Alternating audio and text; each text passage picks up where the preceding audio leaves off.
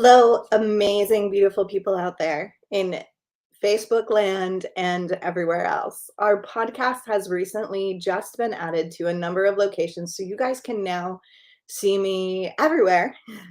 So, I wanted to take this opportunity now that our podcast has expanded its reach so drastically to reintroduce myself, to give you guys a little bit of background on our 501c3 nonprofit organization and tell you a little bit about the structure and how it all works because I've been getting a lot of questions recently.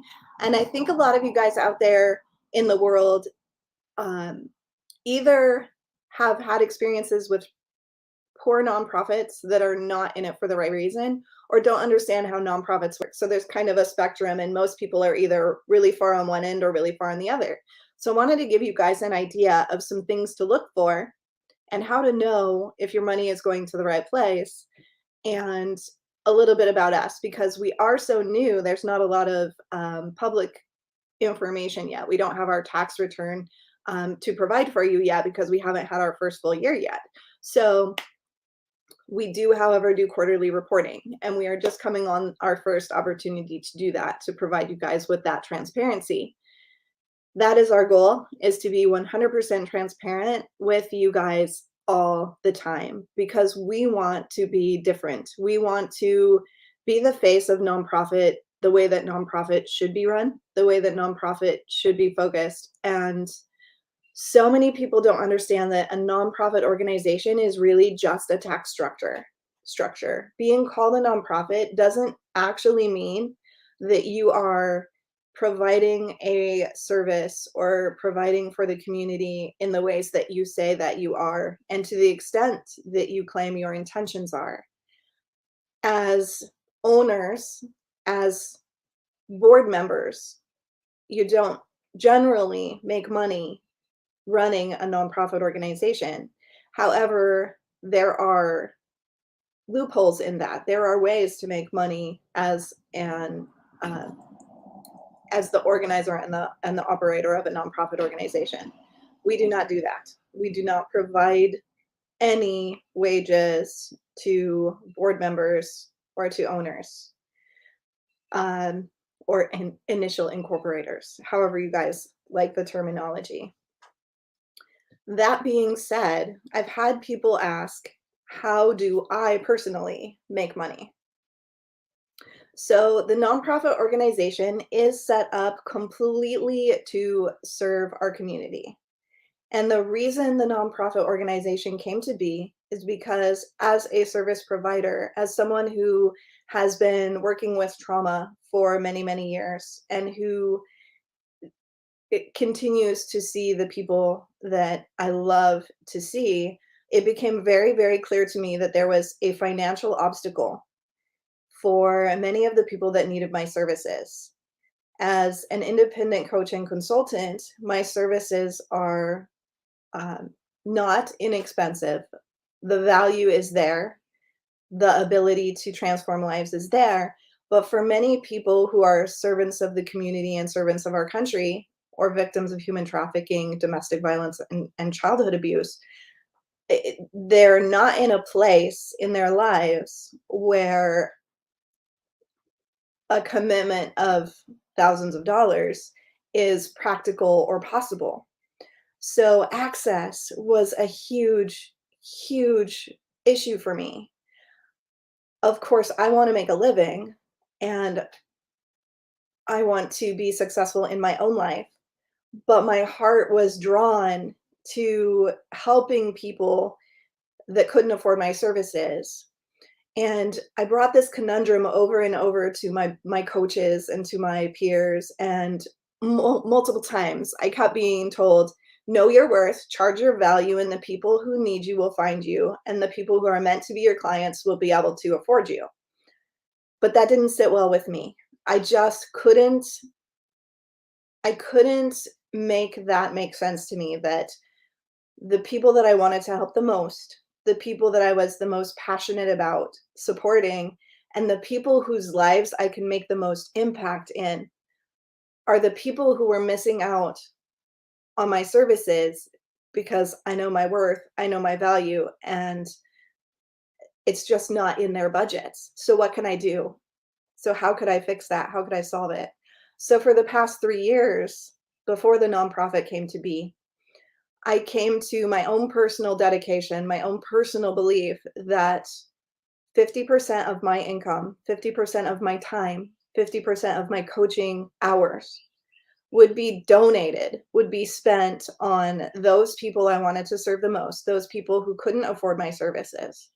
So I went against everything business appropriate. I went against everything my coaches were saying. And I decided that I would offer sliding scale and payment plans.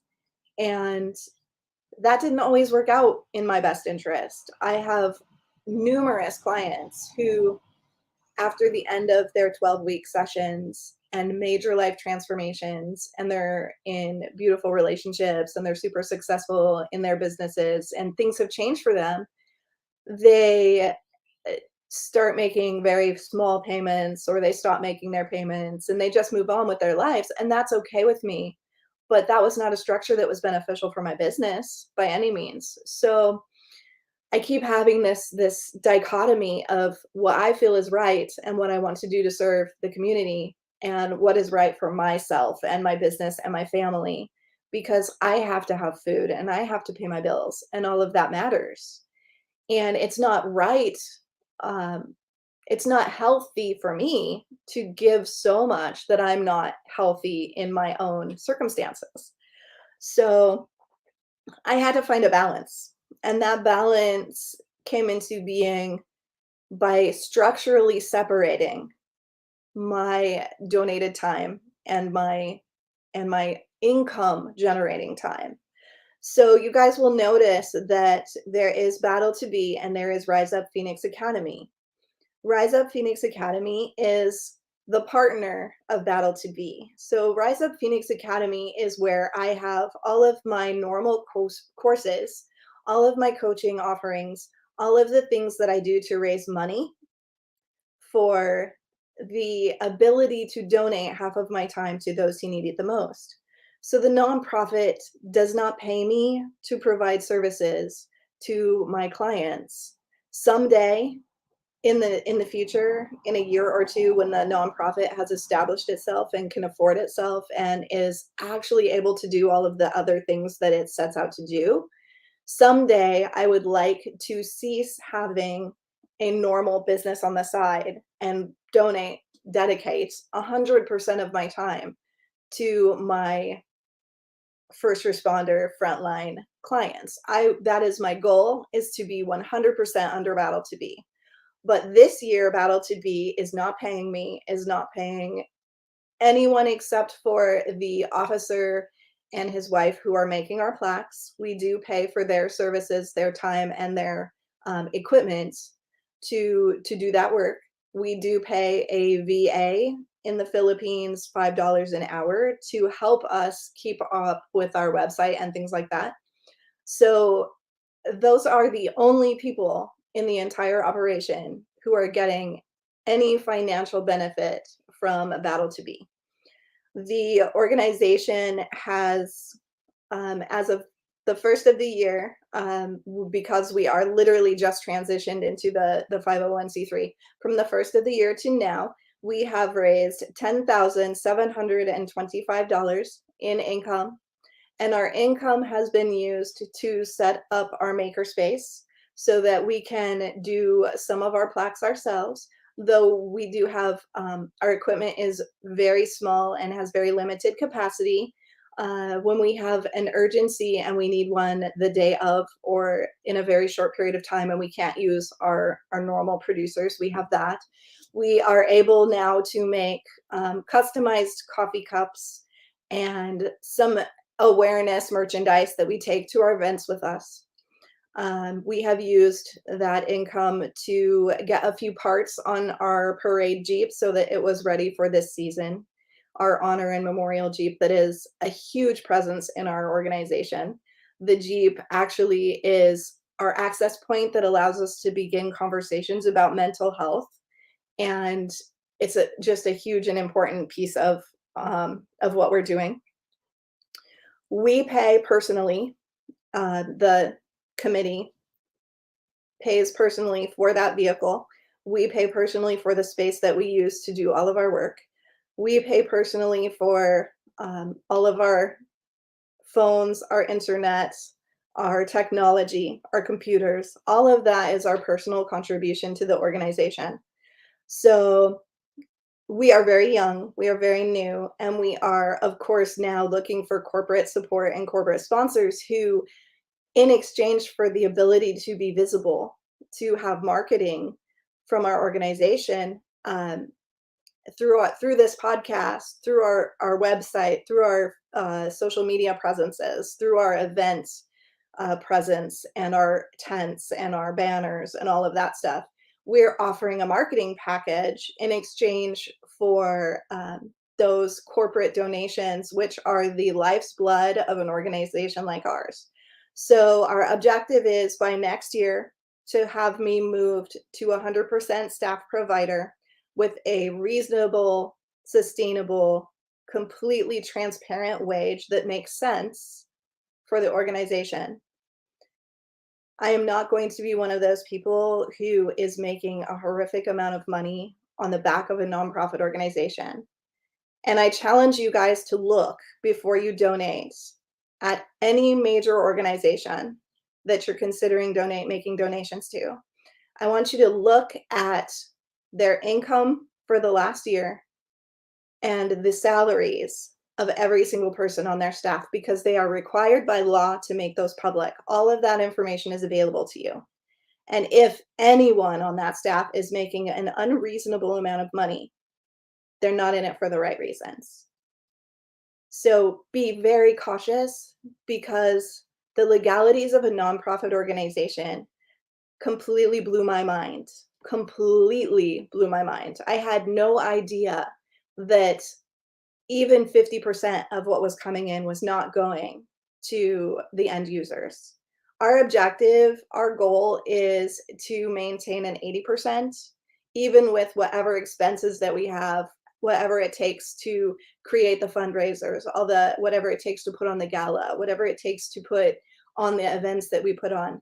We would like to see in our organization, and this is a challenge to ourselves because we're not sure that it's possible. We haven't seen an organization out there model this successfully. So we would like to see that happen in our next year. Of course, this year we have to establish some things. We have to get some things set up, and setting up a business is very expensive. My husband and I alone contributed over $67,000 in material support to set this organization up. So it's not an inexpensive thing to create a nonprofit organization. And those who set up a nonprofit organization not only need to understand that, but they need to have their hearts 100% in it, because you're not going to get that back. That is a contribution to a cause that you 100% believe in enough to dedicate your money and your life to. And if that's not who you are and that's not what you're doing, then the nonprofit pathway is not for you. The nonprofit pathway needs to be for those people who are 100% dedicated and 100% driven and 100% willing to put their money and their time where their mouth is. It's not an easy way to get money given to you. I work 14 to 16-hour days, keeping up with all the relationships, the beautiful, amazing relationships, the connections, the responsibilities, I do all of my own web pages. I do all of our own Facebook posts. We don't have someone doing our Facebook and Instagram posts for us. We do all of our own photography. We don't put money out for those tasks, because every penny that we bring in needs to go to serving our client community. Every penny we bring in has the intention of taking care of them and improving their lives and making their life something new that they can be completely joyful and engaged in. So this is a burden that we very willingly and lovingly and wholeheartedly have taken on, with the absolute intention of showing the world what a nonprofit is supposed to look like. So we don't have a huge income. We don't live off of our nonprofits. Our nonprofit is our gift to our people, to our clients, to the community, to those families that we serve. And our nonprofit has two sides. One of those is the Ferryman Project. And the Ferryman Project is an absolutely first of its kind, passion driven ride to remember program. What we do that makes us really unique is not only are we creating plaques for the families of fallen heroes, and I know so many of you guys don't like it when we use the word heroes because you don't consider yourself heroes. And every day I hear it's just what we do. It's what I was called to do. I can't do anything else, but you are heroes. So families of our fallen heroes that serve country and community. We create one of a kind custom plaques for those families of the fallen. And we serve not only the fallen that have died in the line of duty by the requirements of their organizations or in honored status. We don't care what your discharge status is. We specifically have focused in on suicides. We specifically have focused in on illnesses that were created by the job or are a part of the job. We want to make sure those who don't feel a part of the family anymore, those who feel rejected by the family, those who have been let down or who have suffered strongly because of their dedication to the frontline first responder family are given honor, respect, and remembrance. And we respect and honor, and of course, include all of those who have died in the line of duty as well.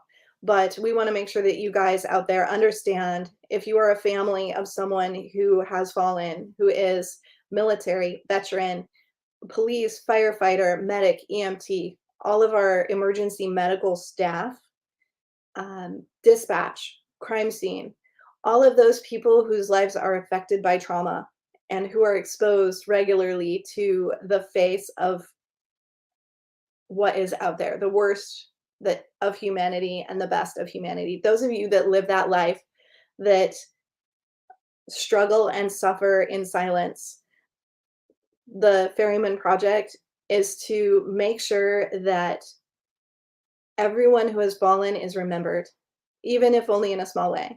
So those plaques are created in Comer, Texas, with a massive amount of love and research.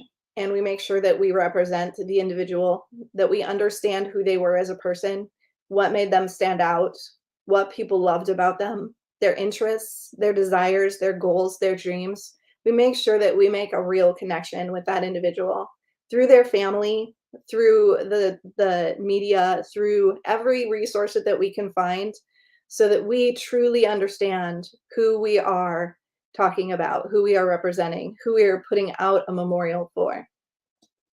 Once that plaque is created, we organize a ride to remember, and that may be a very huge engagement. Sometimes we have had over 400 people.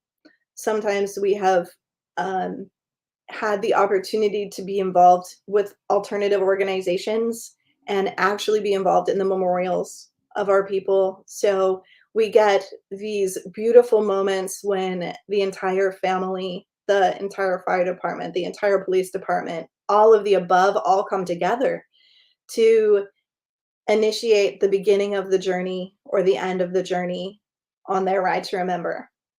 Most of the time, our rides are just a few people, a few pieces of family, of friends, of peers who take the plaque on an honorary mission from where we are to their home, hand to hand, peer to peer, never through the mail. Our objective is to touch the lives of as many peers as possible and to create a moment for people to really connect with the humanness of our clients, of our people, of our family. So it's all based on two things: We use the ferryman and the ferryman coins, and may the ferryman guide you safely home until we meet again, as the foundation. But we also use, they say we die twice, once when breath leaves our body, and again, the last time our names are spoken. So one of our major keys is say my name and remember. And every quarter we will have a podcast where we will have a slideshow of the faces and the stories of each of our clients, each of our honorees. And we will, in the background, speak their names out loud as a permanent lasting reminder. And it's not the only permanent lasting reminder we provide. Our Jeep has their names on it permanently. Our Jeep will carry the names of as many of our people as we can fit on her. And when we run out of space on the Jeep, we will add them to the trailer that we also will be bringing with us to some events. We will cover our publicly displayed modes of transportation with their names so that when we're at events, people can see the humanness of these serving positions. They can see the cost, the price, and the importance of these roles that you guys play, of these positions that you guys take, of the dedication that you put into your lives and serving others. That program means the world to us. That program is a really big part of what we do. On the other side of that is our awareness and education side of things. I have over 20 years of education and experience, and I was a victim of childhood abuse. I was a victim of domestic violence. I lived the life of a survivor, and that drove me into living the life of a caregiver, of a public servant. So I have also worked in human trafficking investigation and as an ER tech, and in those roles, I experienced the worst that humanity has to offer. I have seen death, I have seen destruction, I have seen violence, and I have faced it all multiple times, and I know the trauma that that leaves on us. I know the nightmares. I know the flashbacks. I know the sitting in a particular place in a restaurant because you always want to know where your escape route is. I know the looking over your shoulder because no public place is safe. There's always suspicion. There's always awareness that the worst can happen at any moment. I know that sensation of following your instincts and knowing that when you're in a location that there is someone there that doesn't have the best of intentions, and keeping an eye out for how you can possibly help. I know what it feels like to stop on the highway because you see a car accident, knowing that you might have to render aid or you might have to deal with something else. With never a hesitation in the moment, with never that sense of fear in the moment, only that drive that something has to be done and you have to do it. I know what it's like to live that. And I didn't have the resources that I needed to heal from my experiences. We didn't talk about it. We joked about it. We made light of it. We acted like it wasn't a big deal. But when the lights go out and we're alone, it is a big deal. And we all know it. But we're so afraid to admit it because the stigma is so heavy. The stigma is so huge. We don't get to show any signs of weakness. Even though it's not weakness, we perceive it to be. We don't get to show there's a chink in our armor, that something got through to us, that we have emotions, that we experience the pain of those families who are screaming because their loved one isn't with us anymore. because there's nothing we can do to change it, because we can't put the pieces back together, because there's not enough blood to fill the person who's leaking it so quickly we can't keep up. There's nothing we can do, and we know it, and we pretend. So, solving the PTSD puzzle, solving the stigma problem, solving the we have to be perfect in every moment, we have to stand stoic through every storm.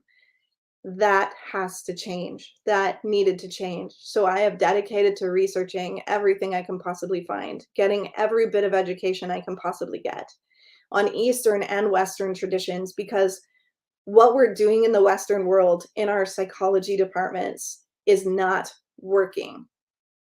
We can help a little. There's a Band-Aid. Cognitive behavioral therapy is an excellent Band-Aid for a while. It helps to talk about it, but it's not enough to heal the nervous system. It's not enough to learn regulation. It's not enough to understand the attachment and relational issues that underlie it for so many of us, because so many of us come to public service from a background of trauma.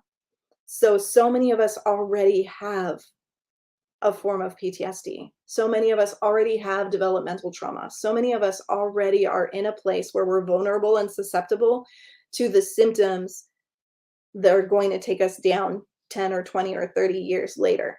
So many of us have that predisposition, and we don't know it because nobody talks about it. Nobody tells us that we're vulnerable or at risk, or that we need to learn certain tools and resources to protect ourselves. We don't have, when we get hired onto these positions, a disclosure that tells us what is PTSD, what are the symptoms, what does it look like, what might happen in your life as you get exposed to these traumas. We don't get that. That needs to change.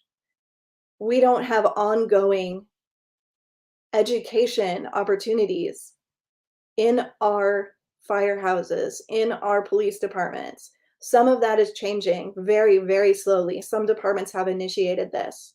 Some departments still rely on a chaplain alone who has to serve 200 or 300 families. One person cannot do this work alone, and one person who has some resources cannot possibly debrief this many people, cannot possibly go through the process the right way. So restructuring how we serve our people from hire to retire and beyond is absolutely necessary. So I've created programs, I've created memberships, I've created opportunities for organizations to contact me and have me come in and see, what are you doing now and how can we improve that to really serve the longevity and the health and wellness of your employees. How can we take what you have now and maximize its efficiency? How can we take what you have now and turn it into something that works, not only for the corporate, because it's cost efficient and functional and actually works and prevents post-traumatic stress syndrome for some people, and prevents suicide and prevents divorce and prevents all of this chaos that so many of us live with. If we hit it at the beginning in the right way, we reduce the amount that we have to hit at the end in the recovery way. So the other side is awareness, prevention, resilience, and recovery training for individuals, groups, corporations. And I do that in so many ways. And this is my gift to the world. This is my gift to you guys, because I don't get paid by the nonprofit organization to do this work. I charge fees under my organization, under my business, to do some of this work. And that work allows me to contribute 50% of what I bring in, 50% of my time, 50% of my energy, 50% of my hours, to ensuring that these needs are met when the money isn't there to meet them, to ensure these needs are met when people are in survival mode, when people are losing their homes, losing their families, possibly on the brink of losing their lives. I'm going to be there for them. So that is the dedication that I have put into this. And I want you guys to understand very strongly that my view of this organization is so much bigger than it is today. Right now, the two sides are there are three of us providing services, and that is it. My objective is to create a movement. My objective is to train people in the future who can take this work forward in bigger ways. My goal is to create a minimum of three long-term recovery centers for people who are reintegrating into society from any of these traumas, who do not have substance abuse disorders, because so many of the resources available are only available if you have an addiction, are only available if you're an alcoholic or if you are on drugs. And there are so many other people out there whose addictions are different, whose coping mechanisms are different. They gamble, they shop, they cheat on their families, they engage in high risk behaviors. They have all of these other things. We all have addictions of some sort. Some of it, some of our folks are stuck in the pornography loop. Some of them are hurting themselves. There's so many different ways this plays out, and with resources only being available for drug and alcohol addiction, we're creating a major disservice for others who are struggling just as much in different ways. So I would love, our objective is to eventually raise the funds and have the team and have the structure to do those organizations. We want to have the Rise Up Phoenix Academy contain multiple free resources, massive amounts of free resources, to become a library that you guys can go to take classes, to see workshops, to experience education, and to get the tools that you need, but also to provide access to providers who can give you the support and the connection that you need. So all of this is going to grow and change. We are just at the very beginning of this journey, and this journey is going to be huge. So please understand that it will be evolving and changing over time. And every quarter I will come here and I will tell you exactly where the money's going, exactly how it's being spent, exactly how you're impacting others in a measurable way that can be verified and authenticated, because visibility, transparency, and integrity are the most important aspects of this whole thing. And if any nonprofit isn't standing on those pillars, they're doing a disservice to the community. Know where your money's going, know what your money's doing, care about the cause enough to follow through and see what's happening, see what your money did, see who your money served. I know this has been a little bit of a long session, and I want you guys to know that I am easy to contact. I am, again, absolutely transparent. Ask me anything that you want to ask me. I am happy to talk about my credentials, my qualifications, my background, my experiences, anything that you want to know more about. If you don't feel like I am qualified enough to do this work, please ask me and I will show you my certifications. I will show you my background and my education. If you feel like I misrepresented myself, I am not a therapist. I am not a counselor, because licensing in the state of Texas creates limitations in the modalities that I can use to serve my people. So I call myself a coach and a consultant, because that allows me to use the tools and resources that I have to help people see what they need and to help people create their own healing pathway and their own healing journey that fits into their lifestyles, fits into their abilities, fits into the world that we really live in. So much of what's out there is not actionable, it's not reasonable, it's not realistic. So I allow my clientele to come from where they are to determine where they want to be. And each step of the way, we strategize how they're going to get there. I'm not limited to cognitive behavior therapy. I am certified in providing EMDR. I never do it because I feel like it is a fantastic thing for some people, but it is not for everyone. It's aggressive. It's oftentimes it's very difficult for people on the time in between their sessions to handle their lives. It creates um, a lot of turmoil for many. So it's a process that is exactly right for the right people, but when it's used inappropriately, when it's used irresponsibly, and I see this happen all the time. Many of my clients come to me because their therapist was either unskilled or too quick or didn't create the relationship and the support with them that was necessary to get them through that process without damage. So it is another one of those buyer beware scenarios. We hear about all of these different modalities that are the miracle cure, but it only is a cure. It's only helpful, it's only useful if it's right for you, and only you can know if it's right for you. And only you can know that if you understand what it is, what it means, what you have to do to get through it and to achieve it, and what the possible outcomes are. If you are not given all of that information, then you don't have the ability to make an educated, a knowledgeable, a decision for your own health and welfare. So I come from a place of consent. I come from a place of knowledge, and I want you to be informed.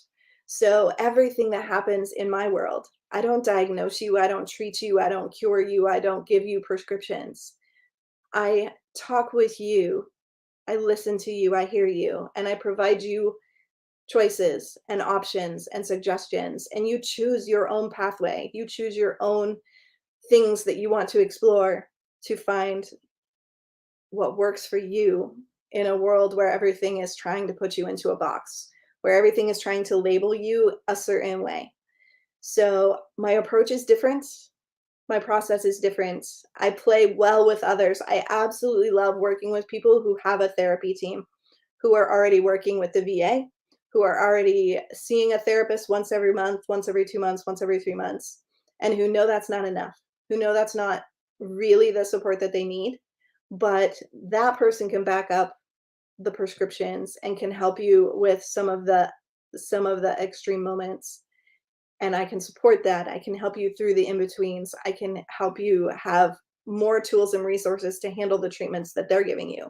So that's my one of my favorite things is working with people that are already in the VA, are already working with a therapist, already have a little bit of progress, but feel like they're just not getting what they need.